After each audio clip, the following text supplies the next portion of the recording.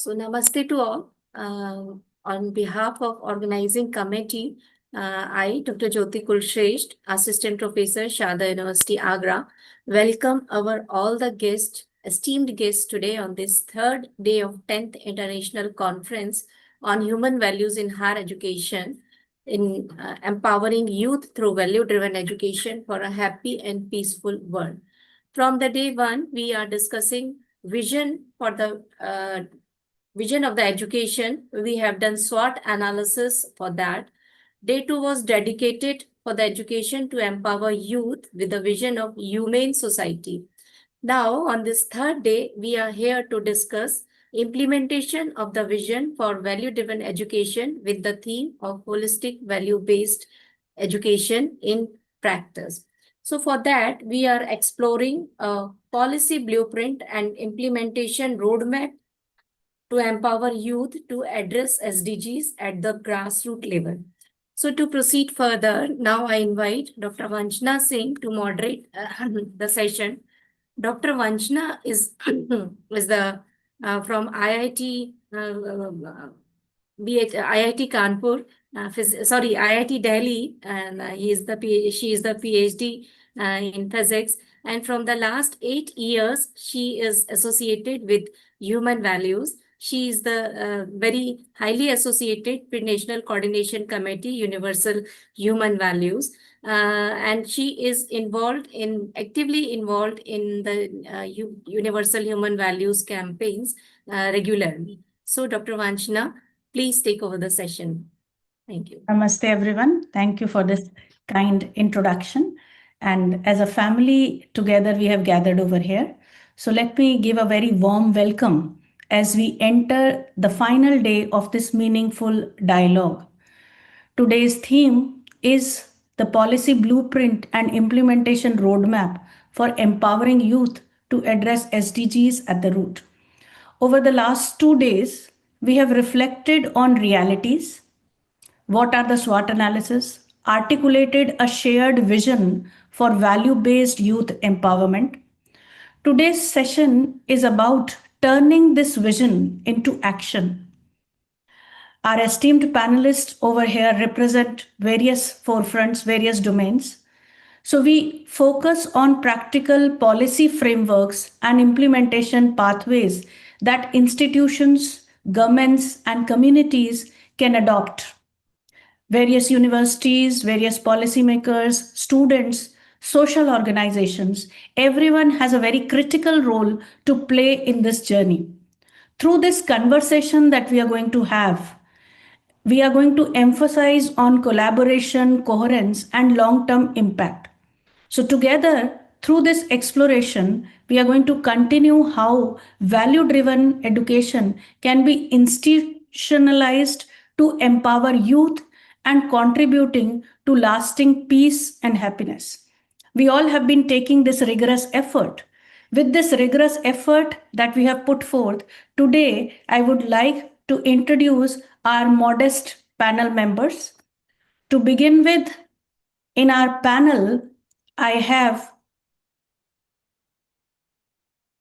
to start with, we have Professor Nihar Ranjan Biswas ji, who is Vice Chancellor Sri Balaji Vidyapeeth, Pondicherry, a former Director and Vice Chancellor of Indira Gandhi Institute of Medical Sciences, Patna, Bihar, already being part of panel for last 2 days.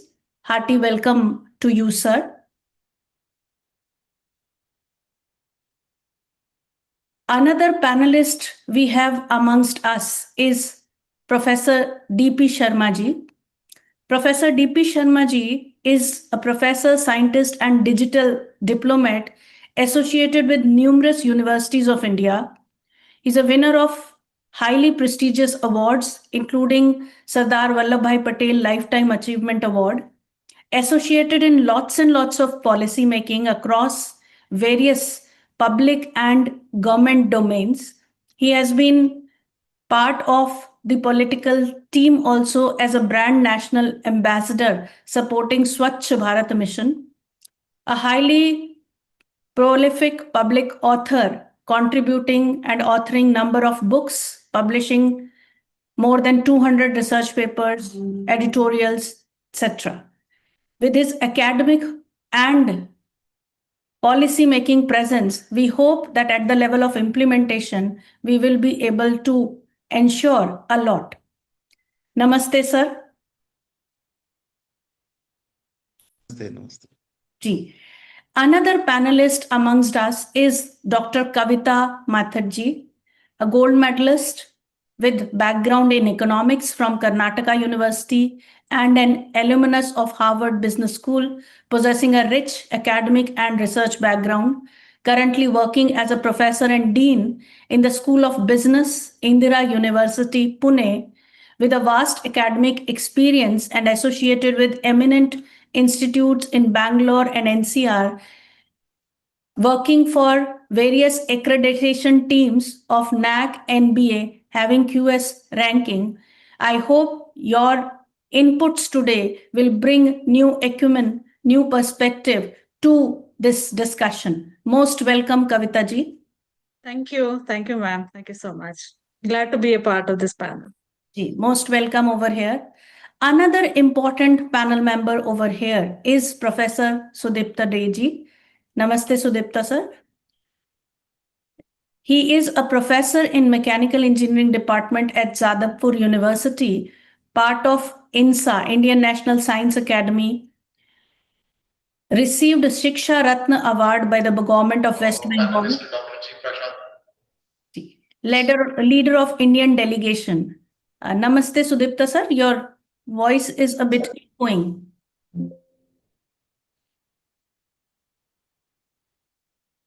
Yeah, I was muted. Yeah, now it is okay. Am I audible?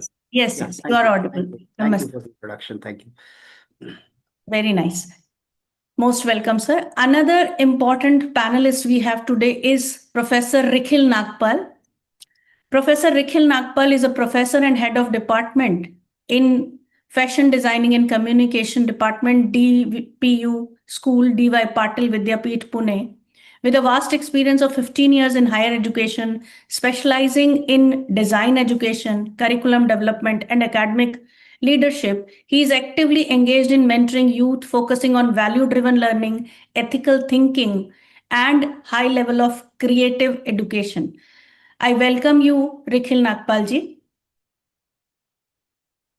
Thank you so much, ma'am. A very good morning to everyone present here.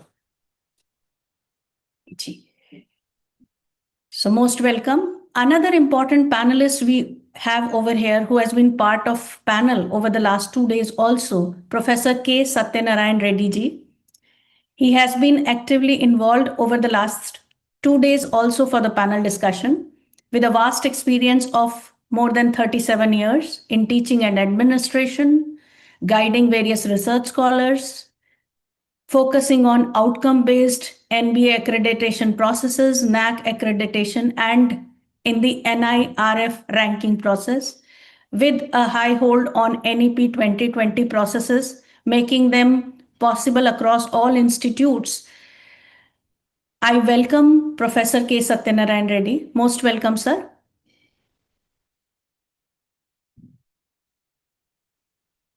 Namaste to all the members of this August panel. Thank you very much, ma'am, for introducing me. Thank you. Most welcome, sir.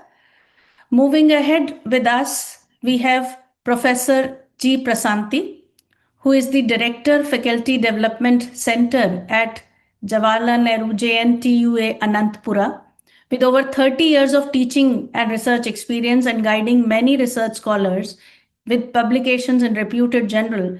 She is part of various government-funded research projects and coordinated for the sanction of Intellectual Property Rights Center for MSMEs at JNTUA and UGC Annual Plan Fund.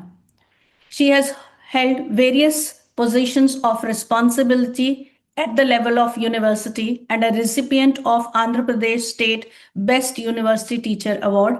It gives me immense pleasure to welcome you, Dr. G. Prasanthi.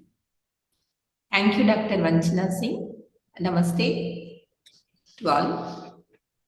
One of our esteemed panelists is Professor Dr. Gopal Babuji, a very senior resource person with UHV, with a vast experience of 18 years specializing in holistic value-based education, working for sustainable technology. He's a professor and a coordinator of Value Education Cell at Ajay Kumar Garg Engineering College, Ghaziabad, Uttar Pradesh, India.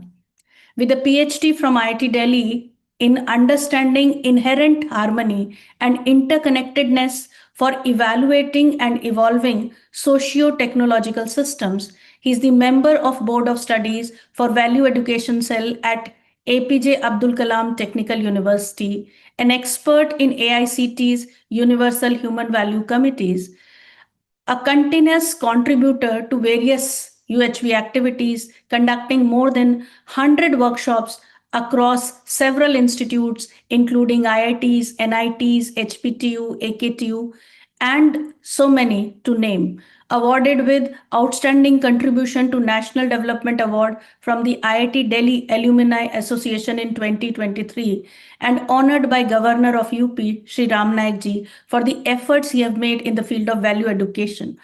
Hearty welcome to you, Professor Dr. Gopal Babuji. Namaste everyone. So with this introduction of our panel members, now I would like to invite Professor Gopal Babuji to put forth the UHV perspective, the UHV point of view for today's theme. So over to you, Dr. Gopal Babuji. Yes, ma'am.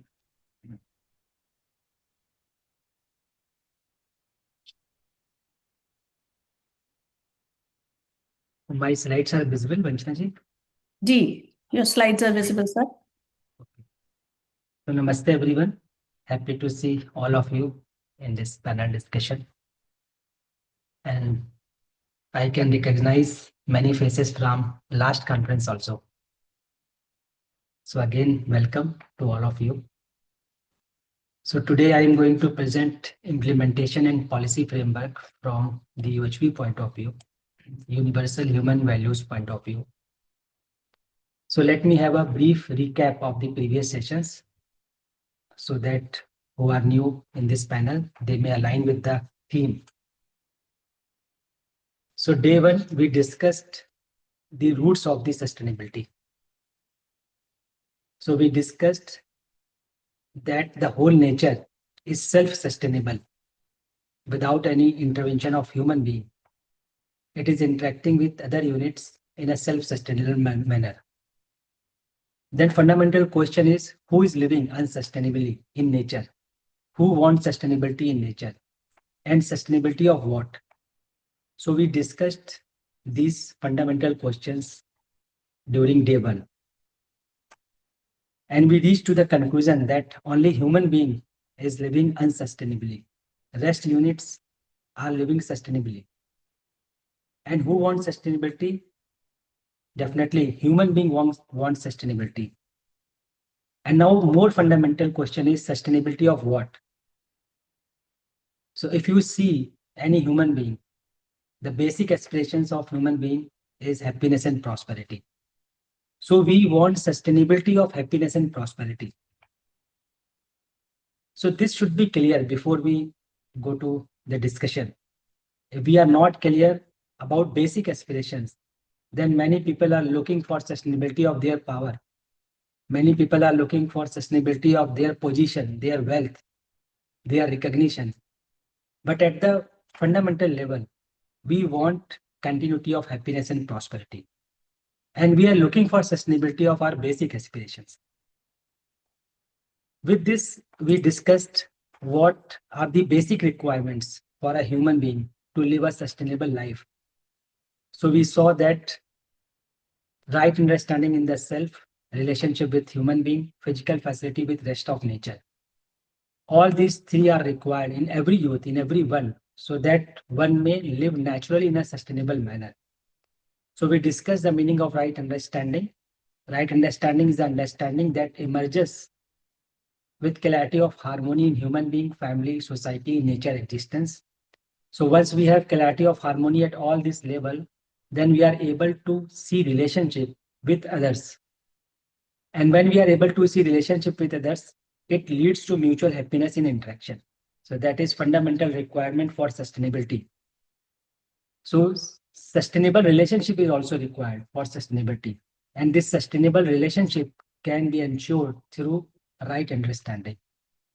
And with this right understanding, we are able to interact with nature in a mutually prosperous manner. So this right understanding leads to mutual happiness and mutual prosperity. So mutual happiness with human being from family to world family, and mutual prosperity with rest of nature. And this is what we are looking into sustainability. So core issue is, are we empowering our youth with such kind of understanding or not? So if we empower our youth with such kind of understanding, it naturally leads to sustainable behavior, sustainable interaction. Then in day 2, we discussed the vision. So the vision from USP point of view is to create a generation that is life ready, that is family ready, that is society ready, that is nature ready. So we need value driven youth who naturally contribute to the SDGs. So SDGs are not matter of gaining certificate, creating events. SDG is matter of a living. And this living can be ensured with such kind of wisdom, such kind of vision. So we need to ask this question: are we making our youth life ready? Are we making our youth family ready? Are we making our youth society ready, nature ready? Or are we making only our youth physical facility ready, recognition ready? So these are fundamental questions we should ask ourselves before discussing SDGs or sustainability. So fundamentally, there is a need to shift from awareness of SDGs to ownership of SDGs. So when our youth take ownership of SDGs, then sustainability will actualize at ground level. Otherwise, it will be happening only at paper level. So such kind of vision is required. And ultimately, we need to align education, policy, and practices with universal values for sustainable transformations. So transformation in consciousness help youth to live sustainably. If we are not helping our youth to transform into human consciousness, then it will be difficult to live sustainably at ground level. So this is what we discussed during day 1 and day 2. Now we are going to discuss in this panel discussion strategic pillars for implementation. So I am going to put these 4 points at the center: education and capacity building policies, policy for socio-technological systems, policy for governance and institutional framework, and monitoring and evaluation framework. So the whole discussion will roam around these 4 points. So let me give a brief idea. So let's talk about education and capacity building policies. So sustainable behavior, sustainable work can happen only with sustainable thought, sustainable feelings. And that sustainable feelings comes from the transformation. And this transformation in individual comes from the courses like universal human values. So universal human values is helping students to transform, not only to talk about sustainability. So such kind of courses are required in our education system. Then courses like coexistence, self-regulation in nature, real human needs, such kind of courses are required in our education system. Somehow our youth are not clear about their real needs. Somehow our youth are not clear about coexistence. They are working for individual only. So if we are not introducing such kind of courses, then it is difficult for our youth to live at ground level in a sustainable manner. We should also include youth workshops, induction programs, FDPs to enable reflective learning on values and sustainability. So values are not to talk on stage for 1 hour, 2 hours. We should inculcate these values. We should help youth to immerse these values in themselves. So such kind of education is required. Then only we can move towards SDGs or sustainability. We need to promote value-based experiential learning through community projects. As today, we make our students visit to industry. Similarly, we make to visit our students to such places where people are living with SDGs, where people are living sustainably. Such types of visit we should facilitate to our students so that they may feel encouraged to live in this manner. So this is about education and capacity building program. Now we can discuss policy for socio-technological system. For sustainability, we need to prioritize tool-based, decentralized, low-energy technologies that is suitable for communities. Somehow we are making technology that are dominant, that is in center of few people. But for sustainability, we need to prioritize this kind of technologies. Similarly, we need to promote youth-led local innovations focused on need-based design, not greed-based design. So whenever any startup is going to start, whenever any technology is going to innovate by students, we should ask them, it is going to fulfill real human need or it is going to fulfill some or few's greed. So such kind of questions should be imposed in our policy system. Then we should give incentives for renewal cycle and regenerative technologies. So wherever these kind of technologies are being used, we should give incentive to promote them. We should publicize those people who are working on such kind of technologies. Then engage youth in community projects addressing the root cause of SDG challenges. So this is again an important point. So we should engage youth in such kind of projects that address the root causes. For example, poverty, inequality, climate. All these are aligned with the lifestyle of people. If people are not aware of their lifestyle, whether this is coexistential or not, then it will be a symptom solving problems. So rather than solving problem at symptom level, we should train our youth to analyze the root cause of the problems. Then align startup policies with principle of coexistence and mutual enrichment. This is again a very important point. Many students are making projects, they are starting their startups, but are they caring that their projects are coexistential or not? Are their projects are mutually enriching others or not? So this kind of parameter we should include in our evaluation systems. This kind of parameter we should promote in our policy system. Then policy for governance and institutional framework. So embed UHV-based decision-making modules into institutional governance structures rather than profit-centric decisions. We should take care whether the decisions are UHV-based or not, universal values-based or not. Then only we can reach to the last man of this nation. Then convert universities and colleges into living labs of human values. We need to develop universities, colleges, living model where we can make our student visit to see that this is the university where values are flowing, where people are living in a sustainable manner. We should integrate values in teaching. So starting from value education to value-based education, then value-based living. So we need to teach subject value-based, like chemistry, value-based chemistry, value-based physics, value-based computer science. Such kind of interference are required in our education system. Then establish nodal centers of UHV to guide SDG-linked research, innovation, social engagements. In fact, when companies are coming to hire students, they should ask how many SDGs you have worked so far. What kind of SDGs are helpful for my company? What is your contribution to solve them? So such a kind of question should be asked to at the time of recruitment also. And allow youth to propose SDG aligned innovations while harmony with others for campus and community. So people are innovating, but are they ensuring harmony with others? Are they ensuring harmony within the community, outside the community? So such kind of factors we should involve into the projects. Then monitoring and evaluation framework. So it is very important point. Finally, when we are going to monitor, when we are going to evaluate any framework, any project, any startup, so what would be the indicators? So for sustainability, we need to replace GDP-like indicators with holistic measures. So for example, anyone has written research paper, anyone has innovated some technology. are this technology going to ensure harmony at all levels? Up to what level it is able to ensure harmony? Up to what level it is going to facilitate human being to live a fulfilling life, not to fulfill his greed?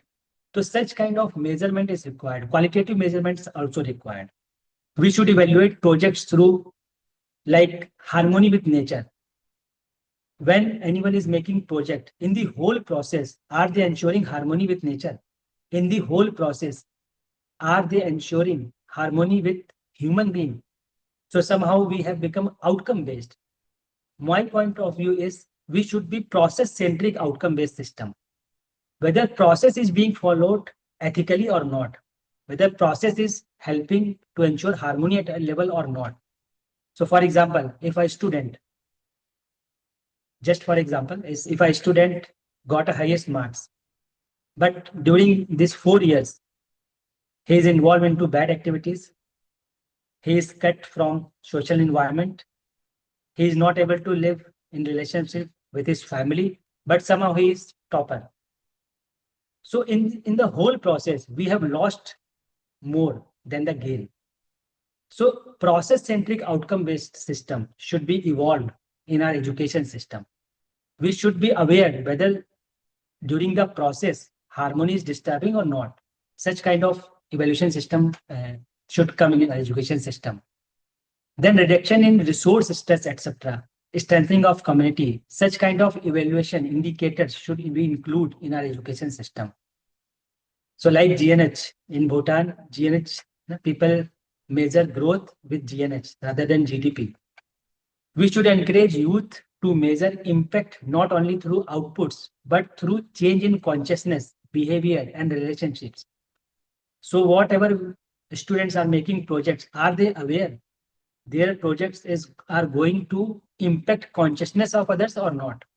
And if their projects are impacting consciousness, what is the direction? Their projects are going to impact in holistic direction or fragmented direction. So such kind of evaluation criteria should be included in our education system. And finally, we can recommend these policies. For example, form a national youth counseling for SDGs, include UHV-based courses and life skill programs in higher education policy, encourage cross-border collaboration to share best practices in happiness, well-being, and sustainability. Implement values-linked accreditation matrices for educational institutions and ensure funding and policy incentives for value-based innovation and social entrepreneurship. So we can start a value cell, value education cell at college level. At university level, we can start UHV nodal centers to monitor and evaluate qualitative progress. At policy level, we can promote UHV integrated SDGs framework nationwide. So finally, the key message is youth are not just beneficiaries of the SDGs. They are the torch bearers. And when empowered through universal human values, they become the foundation of a sustainable and harmonious future. Thank you very much. That's all from my side. I hope I conveyed my message. Thank you. Very, very rightly said, Professor Gopal Babuji. Your inputs have really put proper seeds for today's discussion. And with all this as an introduction to the implementation level, right strategic pillars we have to work upon, helping youth to integrate into value-based experiential learning through community projects, ensuring them to look forward to need-based work and not greed-based work. All that is laying the right stepping stones to take ahead our discussion. Just to remind all our esteemed speakers over here that we'll be mindful of the time. So within 3 minutes, we'll try to wrap up our responses to these questions.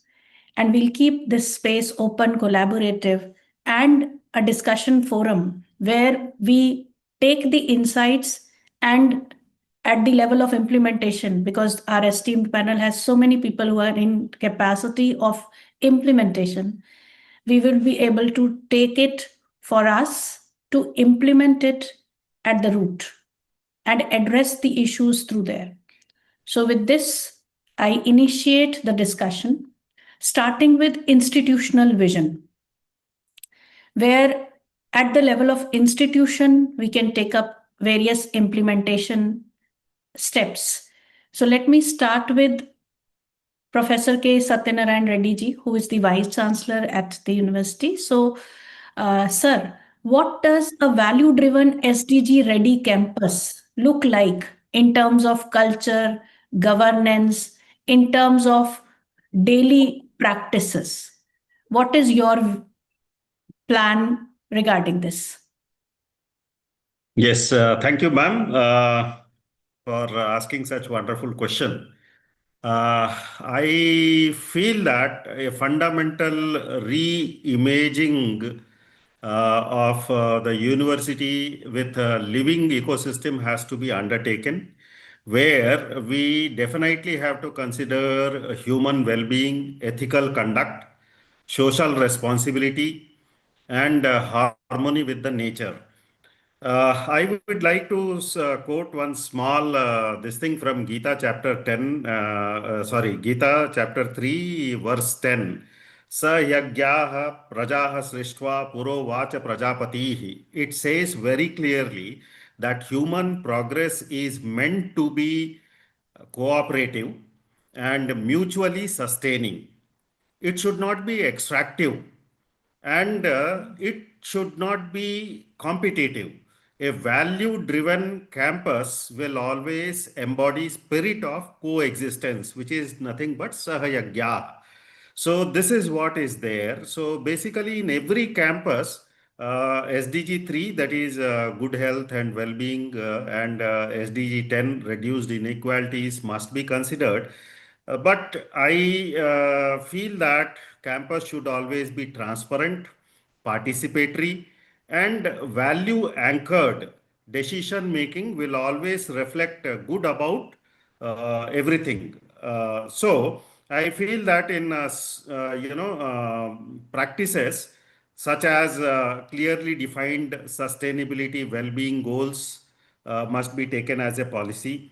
Measurable indicators on inclusion of how energy will be used and conserved. Very good grievance redressal mechanism. That means sometimes it happens in university system. Grievance is lodged and it takes some 15 days. No, it should be taken up very positively within 2-3 days. The result outcome of that grievance should be undertaken.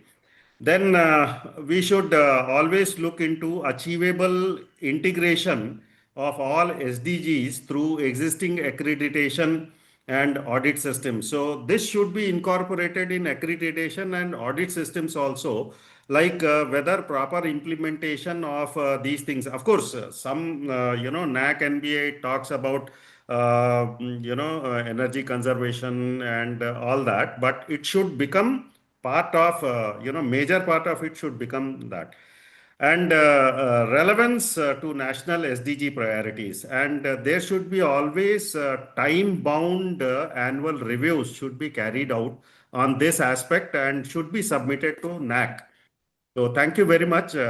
This is what I just wanted to inform. Thank you very much. Really nicely pointed out, sir. Engaging with social responsibility, giving the onus to the youth, having continuous monitoring through right policy frameworks, annual reviews, all that will definitely ensure that a campus acquires a value-driven SDG-ready look through inculcating the values, ensuring governance, ensuring daily practices, and eventually evaluating it at an annual level.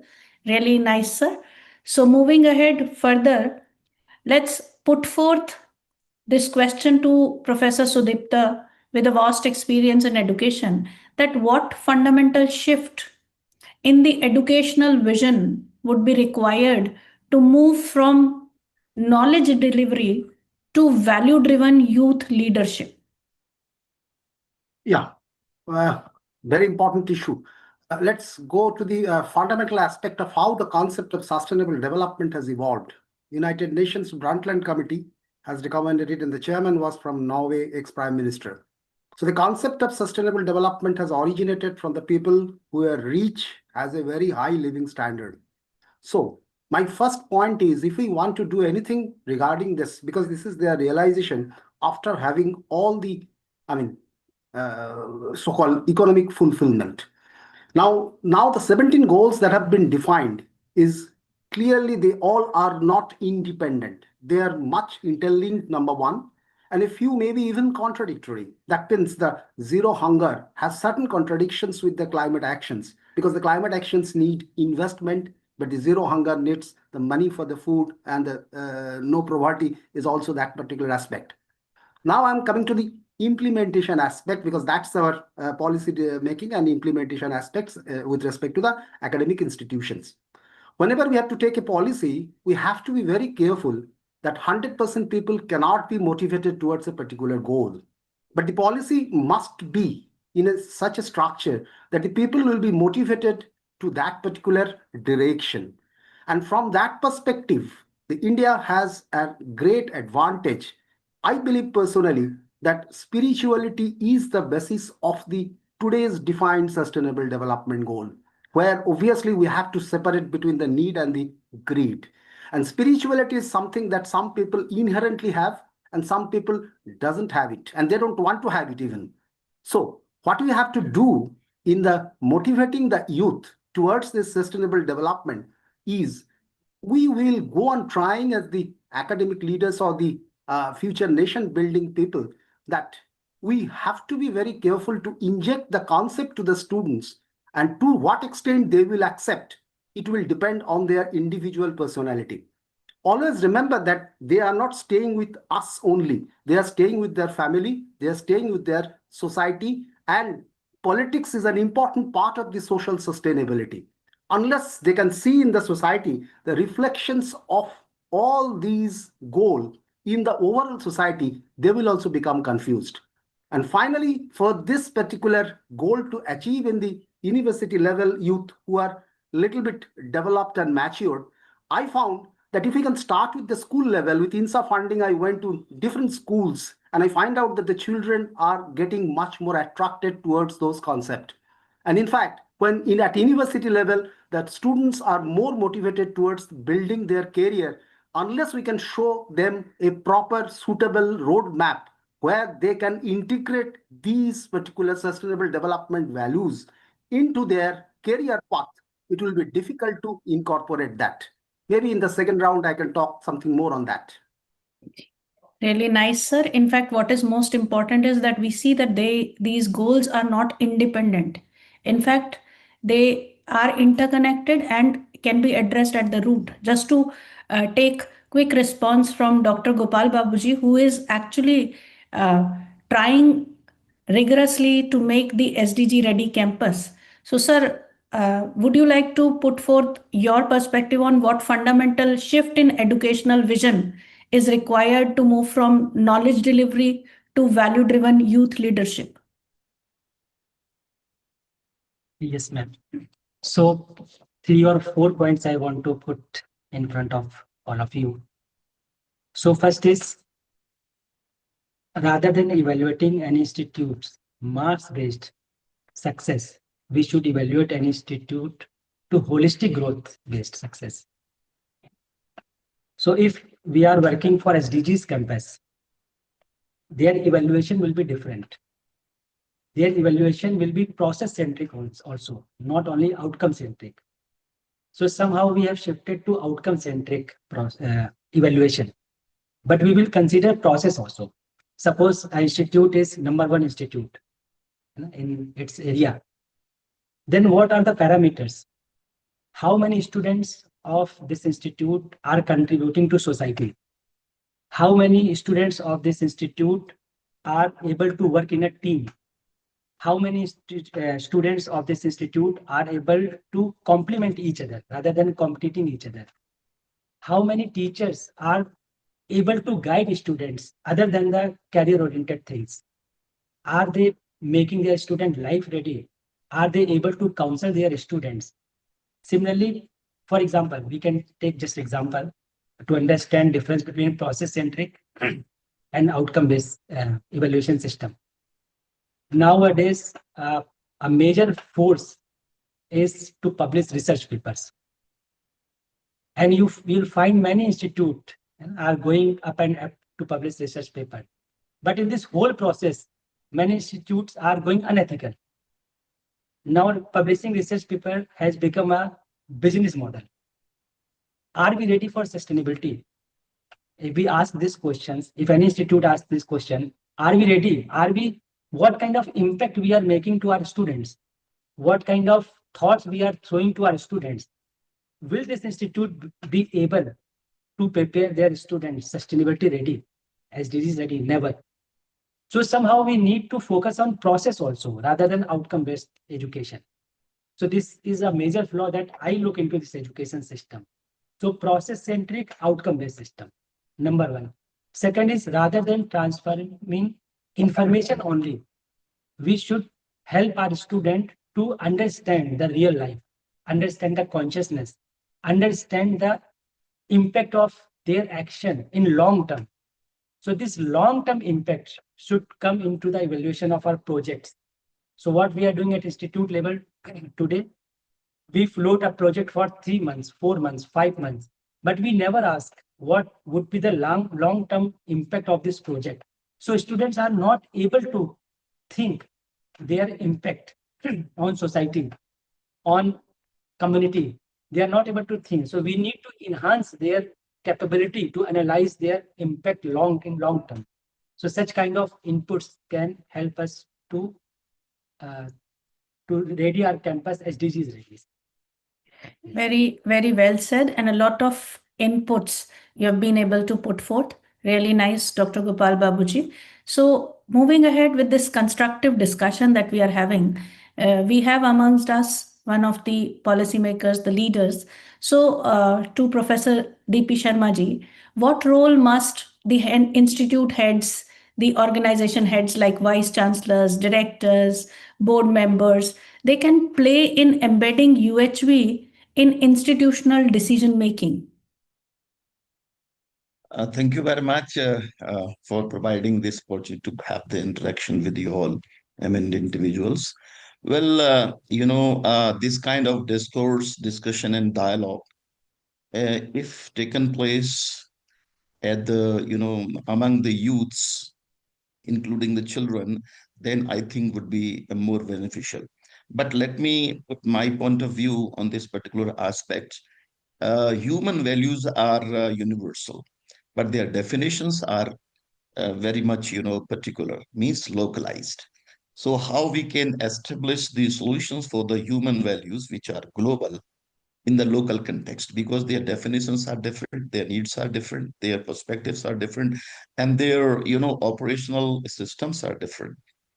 So in order to understand, we have to have a certain policy, and that can, customize and contextualize by the vice chancellors, directors, and other, individual stakeholders. This, just like we say, there is a policy which needs to be implemented at ground in reality, so that the humans' life can be made a meaningful, purposeful, useful, and just like we can say a human life. So in order to understand such kind of the things, we are challenged like anything across the world. When we talk about the multi-stakeholderism, in this particular aspect, vice chancellors, directors are not only made for just to make the policy and check the operation at the strategic level, but they have to play the role at the tactical level and the operational level as well. For example, the research perspectives that recently one of our panel expert was disclosing some of the unethical policy. Ethical policy is one, but where is the human policy? United Nations has made lots of policy, but these policies are made in the air-conditioned rooms. Where's the need assessment at the ground in reality? And therefore, all these policies are failing. We have observed, because I have traveled so far more than 68 countries, and we are participating in the different kind of policy draft and discussions. But why they are failing? Because we do not have the scientific approach of assessing the need at the ground in reality. And such kind of the UHP policy must not be at the universal. This should be defined, redefined, and the entire process of the curriculum design in the universities, colleges are required to be re-engineered. Re-engineering, if not cannot take place, then I do not think that this kind of success will be achieved. Last one thing I want to disclose here is we never included those people who are playing a vital role in the societal re-engineering mindsets. Just like, for example, the spiritual leaders, social leaders. We are designing the curriculum without their intervention, without their views. I didn't find any universities who are inviting that. Thank you, and I will let you know my views on the different other aspects. So nice, sir, you could point out that a human being living with purpose is able to really contribute at the level of being. That means at each and every level, starting from individual, family, society, nature, and this entire existence. So what is important is an integrated approach where all stakeholders are taken into account and focusing on local aspects.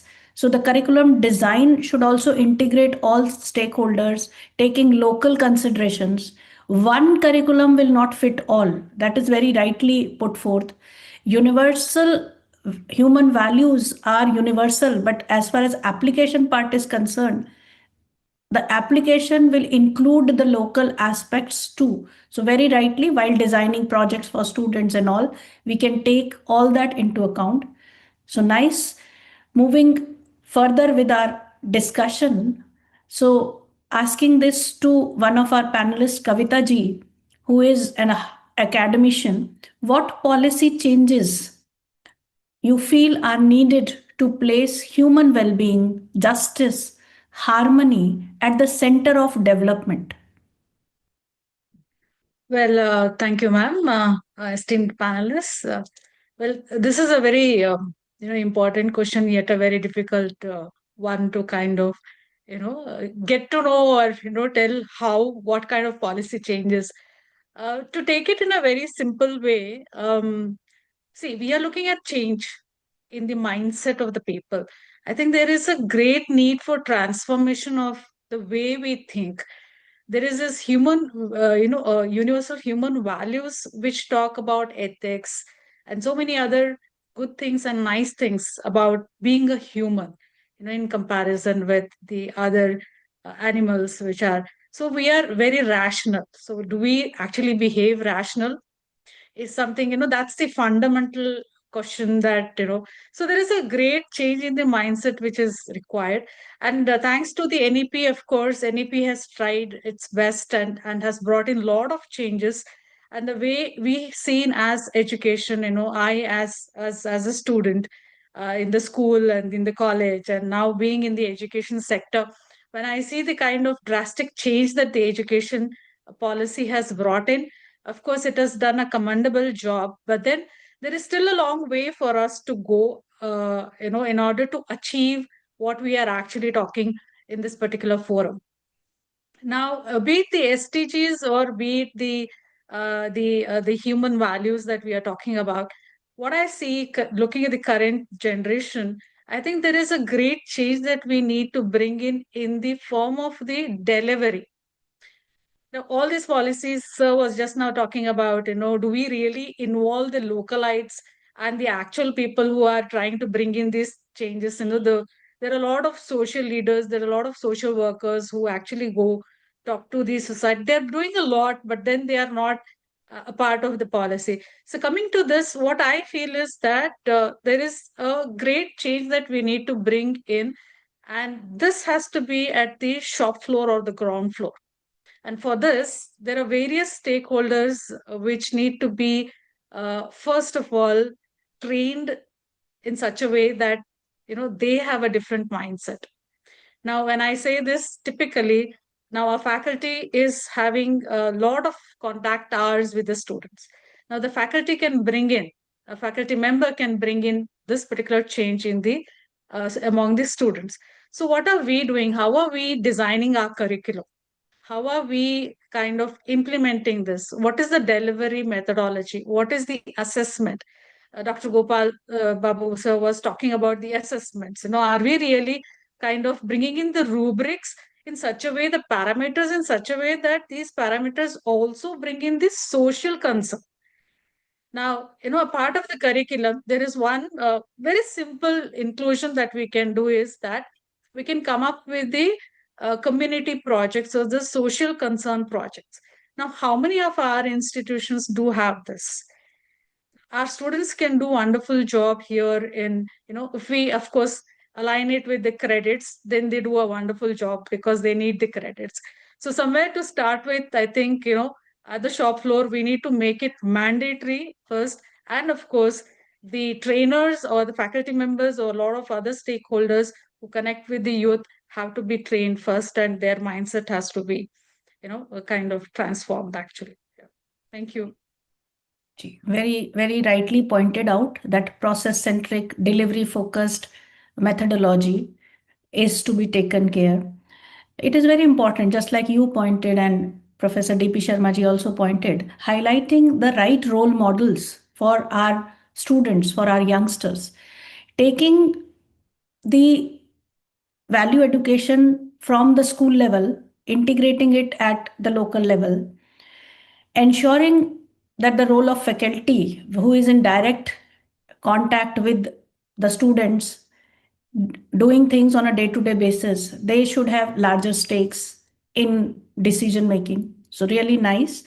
And further taking up the response from Rikhil ji, who is continuously in a creative field and lot of youth engagement is there with you. So what role should faculty play as mentors, as role models for value-based SDG actions? Thank you so much, ma'am. This is a nice question, and we actually do answer this every day, but in a very different manner.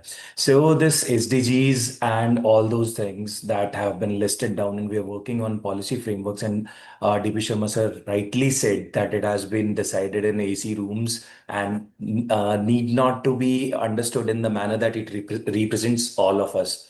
But you know what? If we look at our ancient education system, it may guides us in a very decent manner how the things should be it the Sushrut Samhita, or be it the creative education of today. In India, we in fact are following those SDGs, but people are less aware about how to work around these things that gets the best out of the generation that we're having ahead. 20 years ago or 15 years ago, when we were studying, things were very different. Industry was very different. Competition, challenges, VUCA world that has come into play, that was not there in that sense. But education system, it changes the implementation at a very low speed or very slow speed, I would say. So just to add that thing in the creative field, already we do not focus on outcome-based education. We are actually focusing on the process itself. The reason is it's the ability enhancement that we are looking at, and most of the time it happens. And I love the part of that skill when we say it, that actually a student, when they learn how to draw, when they learn how to stitch, when they learn how to present their designs in a digital software that can actually save time, space, fabrics as well, we are closer to that process that we call as process-based and sustainable process in that sense. Though it's the requirement of the industry that the consumption is rising every day. And as a doctor say that I don't want anybody to get ill, but it is also my profession that only then I would be getting my bread and butter. That's how it works. So also our business is, be it the business of happiness, it still is focused towards consumerism. And when we talk about this process-based thing, like we are doing in our education system, we focus on students to go to part-time internship with brands like Decathlon and understand the problems at shop floor. Not to understand it only, but to design a system while they are coming in those roles when they graduate, so that they can design the products in such sense that is applicable to each one of them, right? So in our education, it's not only the textbook based answer that can help us through the jobs or the businesses. It's more like the portfolios, the products that we are making, but also the BTS, behind the scenes, the process based things are also important. So it's being followed in creative education, and I would actually request you to actually understand that concern and apply it to all the fields, because nowadays design thinking and prototyping, ideation, these are followed in other subjects as well, which was kind of foundation in our creative fields. So not taking much of the time, but I believe the focus should be on doing these things all together. But ultimately, our focus is not only the student centric, but process centric, and student skill enhancement should be there. So that's how it happens in all the creative fields. And if we just can collaborate all together, it becomes value added thing. So commercial value happiness. So what we call it as, nobody goes to a shop with 10,000 in his pocket and purchase a garment just to fulfill the need. So that's why we call our business as business of happiness, that when you have extra disposable income, then only you go with that. So that was to answer your question that you have written. Thank you. So you are putting forth some viewpoints regarding consumerism, and the way to counter will be a process-centric approach where Yes. the right understanding is put forth for everyone, where one works on need-based projects, working towards one's own happiness, realizing the real meaning of happiness instead Exactly. of moving here and there in search of happiness. The external sources, can they really fetch happiness, and how long it will continue is a real big question for all of us. So as mentors, our role responsibility becomes too intense. So Yes. with this, we have Dr. Prasanti ji with a vast experience with students and taking up administrative roles. Prasanti ji, how can institutions ensure that the youth take ownerships of SDG initiatives beyond grades or certificates? Thank you, Dr. Vanchana, for this question. Actually, I see the final outcome is from the educational systems is how many students are coming out of the universities to face the world with the right understanding and right relationship with all the people in the society. But when we want to work with the students, of course, they have a lot of energy levels and they're very sensitive also. But they must be able to see that they can spend time for this. As you see, the students are very busy with their academic work and also a lot of projects are there. But these projects, whatever we are seeing, not all of them are really helpful to the society. Just for the academic point of view, they are producing some papers. And we also have these community-able projects recently introduced in the education curriculum. But the framework to work for these community projects is not actually sustainable. They just start at the last hour and try to see where they can go for work. So properly, if the process is implemented in the education systems, right from the day when, they know that they have to choose and they have to really do a good work in the society, which will be evaluated in a true way. For example, if you take, we have seen many of the educational institutions going for plantation work. So once the plantation is done, they will forget about nurturing those plants. So these type of systems will not really help for the sustainability, whether you take any of these SDGs, like for example, even in the energy sector also. So they should see that the nurturing of the plants goes on till it comes to a certain level. So working with the students, actually, when I see at them, they say that we don't have time. That is one thing they say. So for all this, the main care we need to take is to work with them very closely and see this subject of universal human values is really implemented in the way that is to be done in the universities. So once they understand, when all the other staff members are also oriented towards that it really helps. It will make changes in the society. For this, my proposal here is that during the induction of a staff member, he must be able to attend at least one of the face-to-face these type of UHV workshops.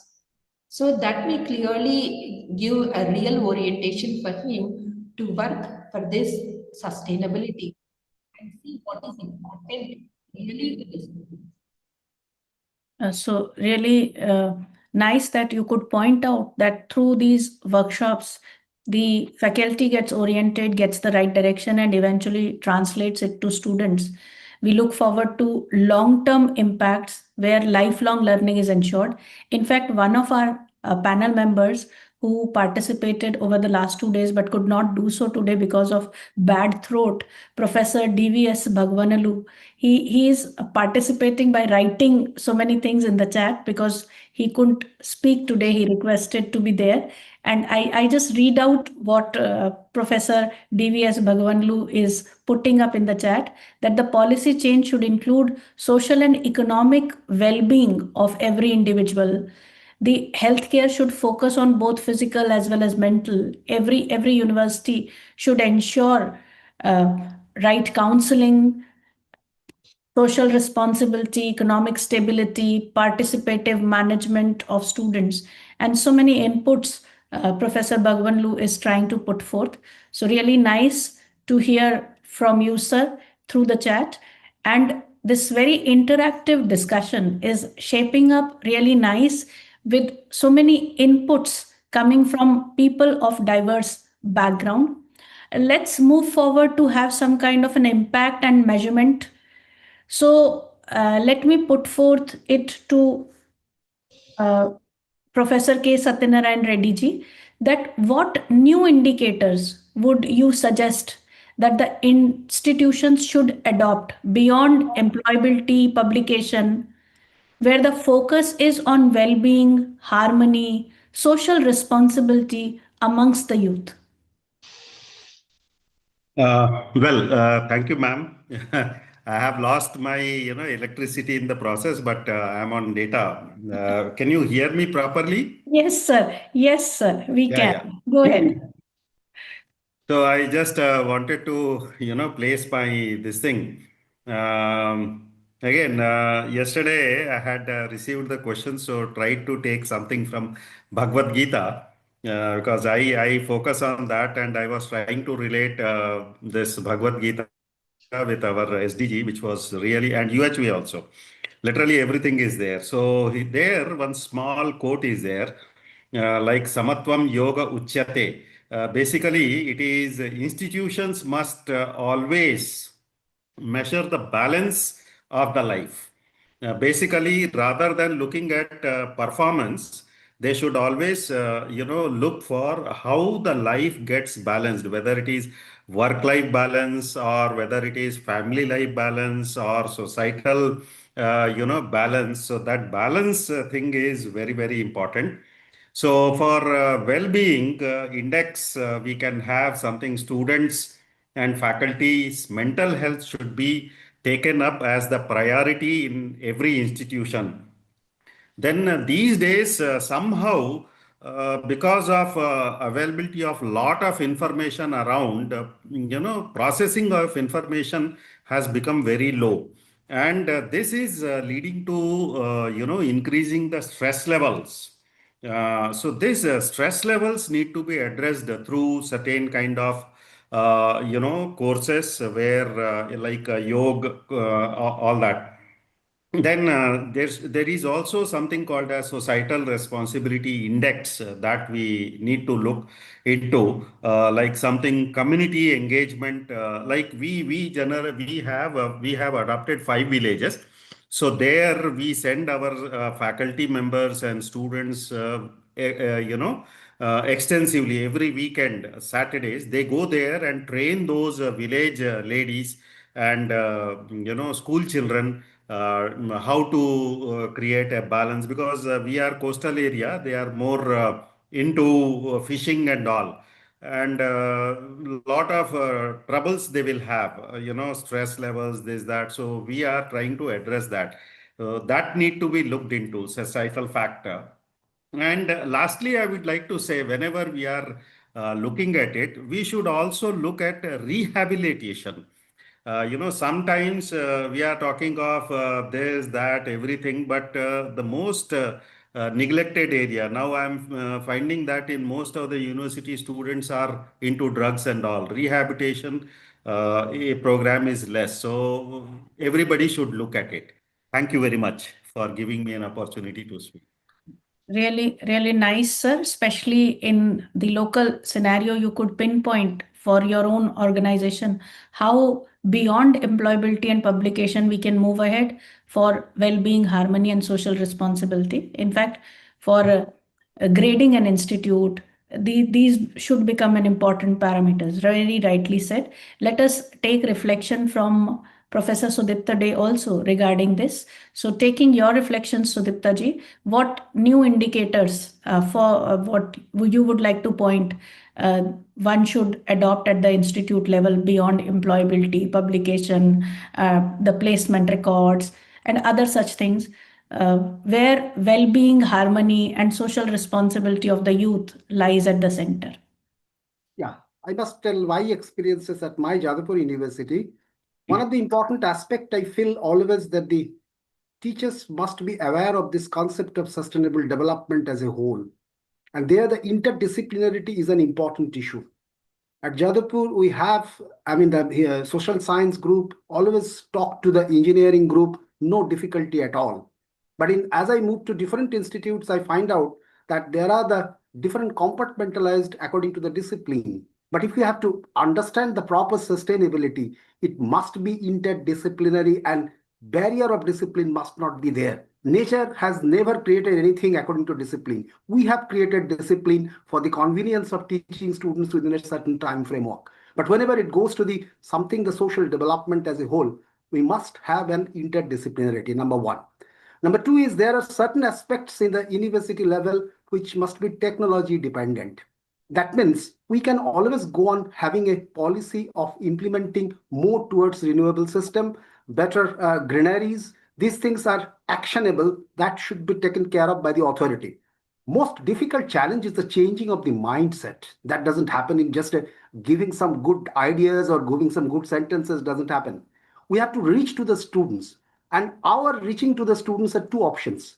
One is through the close contactness in a sense of friendliness, and second is introducing things in the curriculum. For myself, I was the chairman of the last curriculum revision in engineering. I myself was introduced to one course which is called sustainable engineering, where the engineering doesn't mean only making a system to operate and economically beneficial. That was the concept when we were the students. Now we have to take care of the complete life cycle analysis to assess the environmental impact, and also the social sustainability aspects must be embedded there. And there is the most difficult challenge because these are not numerically cannot be always measured. We the engineers always look for the framework where we can measure the numerical assessment. But these are to some extent subjective. And there we need the students to reach. The concept should be injected to the students that you being an engineer must develop your skill to have the future generations, the future generations engineering requirement. But what I'm mentioning repeatedly, unless the society is ready to accept that thing also in their industrial framework, etc., then it will not be possible to implement these things through the curriculum implementation only. It's a holistic approach so that the students doesn't get confused after going to the society and industrial scenario that this is not accepting. Being a member of more than 20 years for CII, different committees and Bengal chambers like industry committees, I found Indian industries are though slowly motivating towards responsible corporate world. It should be, because unless the corporate world also become responsive to this, our outputs will get confused and we will not be fully successful to make them motivated towards sustainable development. Very, very rightly pointed out that the fragmented approach can never work. This integration of all stakeholders, nature, as you pointed out, is not divided. Nature talks of complementariness amongst each and every order. It is we as human beings who lack right understanding and end up dividing so many things, creating a chaos. So, really nice to hear all this from you. Continuing our discussion further with Rikhilji. So, Rikhilji, at the level of institute, what one institutional shift you would like to recommend to empower youth to lead SDGs with clarity and compassion? I believe this is the one question that will help me to answer this. I wanted to convey this message to each and everyone, to my students and to the fellow faculty members as well. The one thing that we do not talk more about, even in our SDGs or even in our curriculum, is failure management. What after your project is rejected? What after when it is constantly getting the rejections? What after if you are, going from rags to riches? Everyone follow the story of rags to riches, but what after when riches come back to rags? We have seen corporates going up and coming down. Why nobody is taking that question? Because it's a hot mess that anyone don't want to get into. But you know why it's happening? Because our students are focusing on one goal of getting the success. But the true definition of success, again, comes through the process of learning, the process of understanding.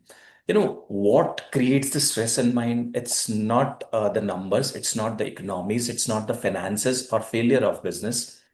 It's more like the work that is unwanted or the work that you do not enjoy and you're doing it, that becomes your stress. And when you learn to do that, this is my passion and I'm working on it. It doesn't matter whether you're failing that, whether you're moving ahead in it, because every day you learn something. And just because of your passion, you're getting up and going forward again because I have to do it. It's not a choice. It's not a luxury. It's just for the love of that work, I'm doing it.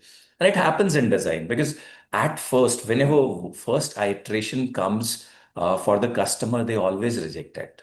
So that's why it's always told that students who get fail too much at school, the students who are having lower grades at college are usually successful in life. You know why? Because heutagogy doesn't belong or doesn't recognize the success as it has been done in pedagogy.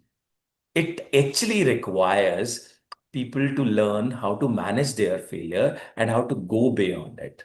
And the thing that we are lacking is we are only looking at the students through the lens of the numbers, through the lens of the percentage. Even if we are talking about grades, we are doing still the same thing. It's not the delta we are looking at. That student came from a diverse background that was at an intersection of poverty, gender biasness, less awareness, and they are understanding things. They are becoming better to know the things. And that delta is very important. So coming to that thing, that one thing that every institute must do first is failure management. Because once they're doing it, whatever happens in their life, they'll still be able to wrap it up, move ahead, and they'll be making us all proud. Thank you. Really nice that you are able to point that one needs to understand the true definition of success. And the institutional focus should not be merely on grades, credits, academics, but the overall well-being, right? Where everyone can see where my time and effort is going. Is it going to ensure living in one complete circle, that is human consciousness, or my mere focus on just accumulating things and seeking happiness out of it? Nice that this particular institutional shift will bring a major change. That is something which we all can see in our own approach and ensure youth leading with more clarity and compassion. Moving ahead further, Let me put forth to Professor Durga Prasad Sharma ji how national and institutional policies can be designed to ensure continuity of value-based SDG initiatives beyond the slogan raising, leadership changes, how the funding cycles and short-term targets can be removed and continuity of value-based SDG initiatives be taken into account, sir. Thank you.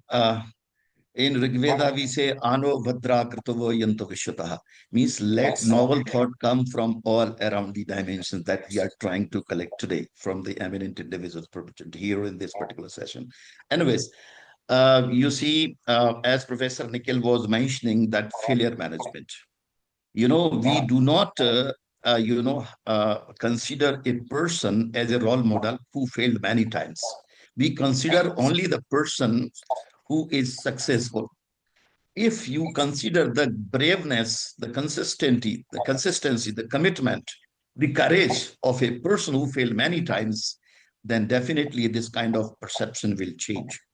As far as the policy is concerned, the sustainability and swachhata, cleanliness, both are complement to each other. And swachhata means not only the environmental cleanliness, but political cleanliness, administrative cleanliness, managerial cleanliness, cultural cleanliness, social cleanliness, religious cleanliness. The multilateral cleanliness is required, which is required to be included in our, policy frameworks. As far as the triggering factors are concerned, just what we are doing today here in entire social scenario. Artificial intelligence is trying to push each and everything. And we are the developers of LLMs, large language model, ChatGPT, Gemini, and all these things. How many people are just asking the question to the ChatGPT and providing the answer accordingly? And how many people are trying to provide the answer according to their experience learning today? This is the most important. We are just going to be convenient and slave of the technology. That back side we know, only we are seeing the front side. So there should be a policy framework that we should not be dependent on. If you let me know, within 5 minutes, I can train a model which will tell that Washington, DC is the capital of India. And we are believing that what ChatGPT is disclosing, that is the biggest challenge. And as far as the impact assessment and focus is concerned, we are having 3 tiers. One is children tier, another one is youth, and third one is the elderly people like us. I'm not that much elder, by the way. And those who are making the strategic policies, and we are expecting this should be implemented and adapted by the youth. But youth is nothing but a stem of a tree. We are ignoring those people who are real stakeholder of this kind of dialogue, discussion, and discourse, that is school children, school teachers, school principals. Because if you are going to ignore them, they can be shaped properly, and this will be sustainable for a long time. But as far as the youth has its own understanding. And early people, they are having rigid mindsets. They will not change. They will just for to change others. So how to balance within, these 3 attributes, or 3, we can say, vertices of the triangle. This is the most important required to be considered. And as far as the, I have noted down one most important thing, dharma. Why each and everything is not according to the dharma? Dharma means dharyat iti dharma. Means the thing which is dharan karne yogi, means we can adopt it, we can adapt it. This is not the religion. This is not any mazhab. This is not anything.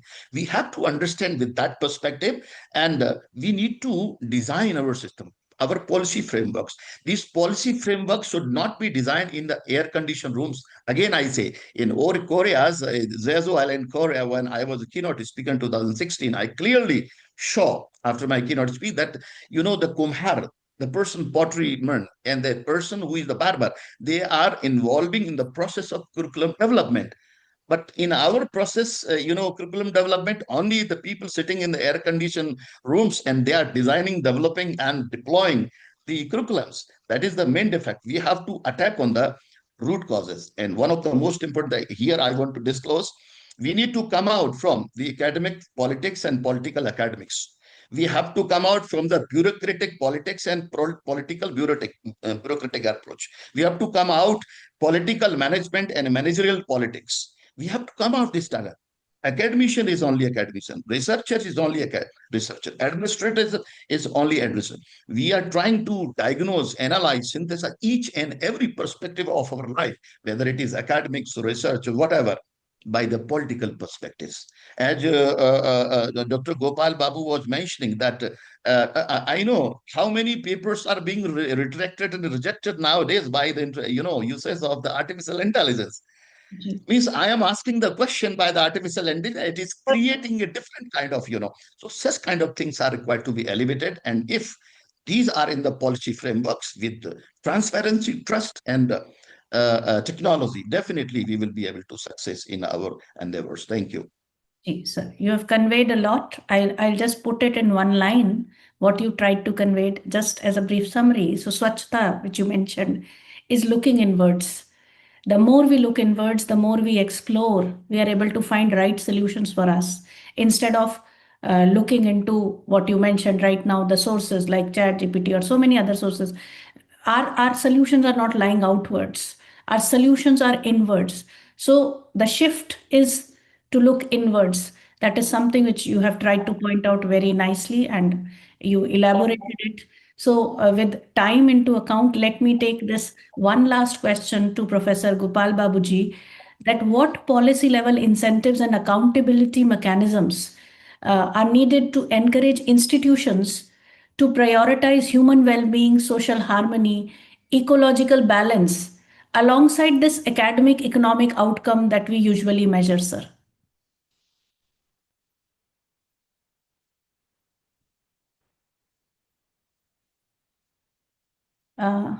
So before I start, and I must appreciate Durga Prasad ji, Nikhil Lakpal ji, Satya Narayan sir, and they really motivated me to think in this direction. So as far as question is concerned, so definitely there is a requirement of policy level incentives in another domains also. For example, we should give incentive to those institutes whose alumni are working for social cause. So we should incentivize those institutes. Then we should recognize those institutes who are really connected to local communities. They are helping to local communities. We should highlight such kind of institutes. Then accreditation and ranking matrices should be modified. They should include qualitative parameters, holistic well-being, holistic health. And in fact, we should incentivize those institutions who help students to change their perspective from fragmentary perspective to perspective of interconnectedness, perspective of coexistence, perspectives of empathy, because perspectives plays a very important role. So how many institutes are working on changing the perspective of students? What kind of courses they are launching for their students to change the perspective of interconnectedness? So we should incentivize those institutes and we should highlight also those institutes. So these are the words from my side, Vanchitaji. Thank you very much. Thank you, Dr. Gopal Babuji. In fact, it was such an engaging discussion at our end, and this need to have all VC conclave and so many other things which are coming as an outcome of this rigorous conference, definitely going to bring major shifts where a collective approach towards each and every isolated problem that we normally see, we are able to find out that they are not isolated or independent problems. They are all interconnected, and the root lies in ensuring right understanding for each one of us as a human being. In fact, what a pity that somebody is spending 15, 20 years in the process of education and yet landing up with no clues, no purpose in living. So is our education system really equipping rightly? As far as skill set is concerned, there's no limit to the skill set that we have given to our own youngsters. Now a class Two Child can build an app, and so many other things. Just like sir mentioned, everything is available on ChatGPT, Gemini, Perplexity, and so many other things. But are we giving the real purpose? So the focus should be more on purpose-driven things. That is the collective output that we are able to make out, and everyone has this concern.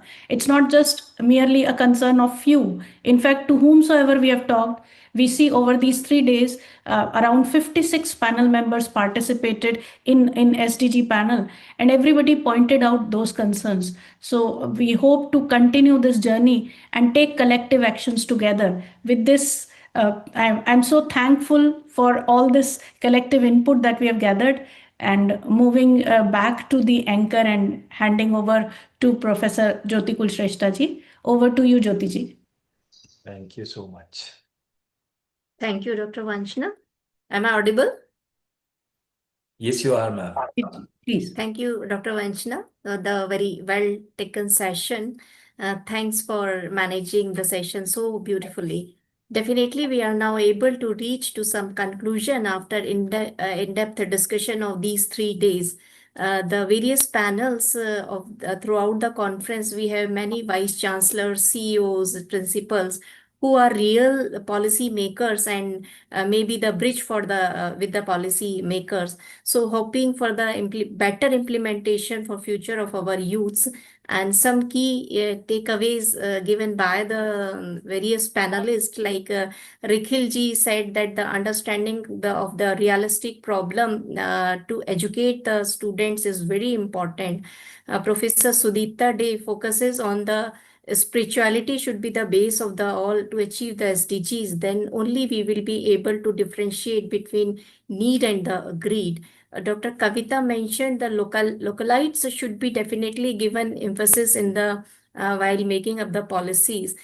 Professor Durga Shankar Miss very well addressed the Swachh Bharat mission. There is only the very good definition of the Swachhata, like it should be the politically clean, it should be the socially and culturally, everywhere cleanliness is required, definitely. Professor Satyanarayan Reddy sir emphasized on the progress must be mutual, and the balancing of the all throughout the life aspects is very important. Dr. Prasanti emphasized the role of human values, and everywhere it should be, in every university should introduce as a credit course. Definitely this will help to achieve the SDGs. And Dr. Gopal Babu emphasized on the process centric. There is the very well agreed with you, sir, because everyone is now nowadays asking for the outcome based, but not focusing on the process. So this is definitely the process is very important. And the point mentioned by you of the research is very well facing by all of us these days. So there is a very burning question of the research when we are talking about the ethics. So really it should be addressed throughout the universities at and UGC and AICT level also. So with that, I would like to thank to the whole team. My special gratitude towards Dr. Gopal Babu for UHP point of view presentation. Definitely it will be fruitful for all of us. I would like to present my thanks to our whole team, because without their support, the session was not be conducted successfully. Dr. Akbari Jahan was taking the responsibility of scribe and timekeeping. Thank you, ma'am. Ms. Vinita Nair was present for tech support throughout the session. Thanks a lot, ma'am. Dr. Raidu was able with us to support throughout the session.